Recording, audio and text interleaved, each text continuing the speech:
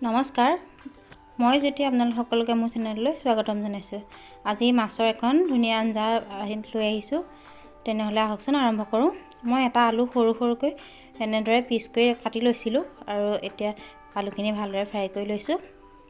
বৰ বেছি ফ্ৰাই নকৰিলেও হ'ল, আধা ফ্ৰাই কৰি ল'লেই হৈ যাব। আলুখিনি অলপ ফ্ৰাই কৰাৰ পিছতে নমাই ল'লোঁ। একেখিনি তেলতে সেই মাছকেইটা ভালদৰে ফ্ৰাই কৰি লৈছোঁ। ঘৰৰ ফিচাৰীৰ মাছকেইটা ভালদৰে ফ্ৰাই কৰি ল'ম।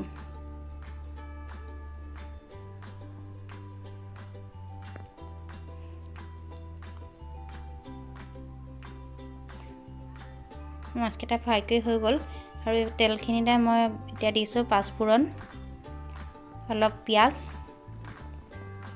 দুটা কেঁচা জলকীয়া দি দিছোঁ। জলকীয়াটো অপশ্যনেল হয়, আপোনালোকে যদি জ্বলা নাখায় নিদিলেও হ'ল। দুটা বিলাহী কাটি সৰুকৈ দি দিছোঁ। সোৱাদ অনুযায়ী নিমখ দিছোঁ, হালধি, আৰু এইখিনি অলপ কোমল হোৱালৈকে ভাজি থাকিম।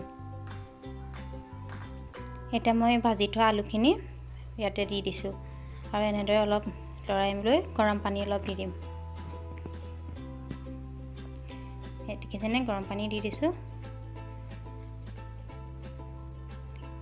এইখিনি অলপ উতল অহাৰ পাছত ভাজি থোৱা মাছখিনি দি দিছোঁ আৰু উতলি থাকোঁতে মই অলপ ধনিয়া এনেদৰে ছটিয়াই দিছোঁ। এয়া আমাৰ আঞ্জাখন ৰেডি হৈ গ'ল আৰু এনেদৰে বনাই খাই চাবচোন। ভিডিঅ'টো যদি চাই ভাল পালে তেনেহ'লে লাইক এটা কৰিবলৈ নাপাহৰিব। ধন্যবাদ।